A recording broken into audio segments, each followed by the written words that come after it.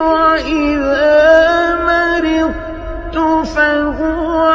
يَشْفِينِ نحمدہ ونصلی علی رسولہ الکریم، اما بعد، اعوذ باللہ من الشیطان الرجیم، بسم اللہ الرحمن الرحیم۔ السلام علیکم ورحمۃ اللہ وبرکاتہ۔ میں آپ کا دوست مظہر خان، آپ میرا فیس بک پیج اور یوٹیوب چینل دیکھ رہے ہیں۔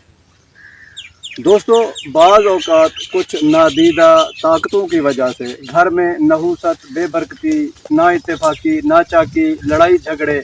شروع ہو جاتے ہیں، جس کی وجہ سے گھر کا سکون برباد ہو جاتا ہے اور لوگ بہت پریشان ہوتے ہیں۔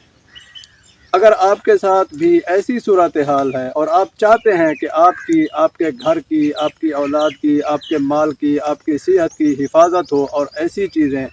جن کی وجہ سے یہ چیزیں شروع ہوئی ہیں، یعنی جنات اور شیاطین کی وجہ سے، جادو کی وجہ سے، اور یہ چیزیں ختم ہو جائیں، آپ کے گھر سے بھاگ جائیں، تو جس جگہ آپ کو شک ہو کہ یہ ایسی شرارتیں اس جگہ پر ہیں، تو آپ اس جگہ قرآن کریم کی سورۃ ہجر آیت نمبر 17 وَحَفِظْنَاهَا مِنْ كُلِّ شَيْطَانٍ الرَّجِيمٍ وَحَفِظْنَاهَا مِنْ كُلِّ شَيْطَانٍ الرَّجِيمٍ، آپ اس آیت مبارکہ کو 3 مرتبہ پڑھ کر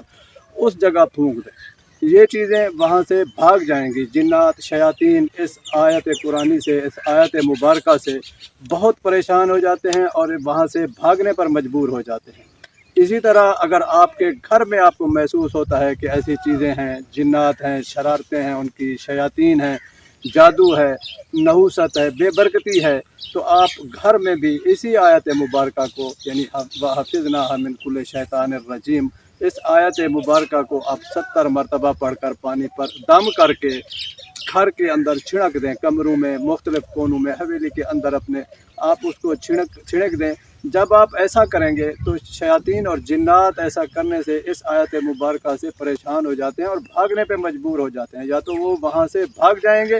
یا پھر جل کر خاک ہو جائیں گے، اور آپ کو کوئی بھی نقصان نہیں ہوگا انشاءاللہ۔ وآخر دعوانا ان الحمدللہ رب العالمین۔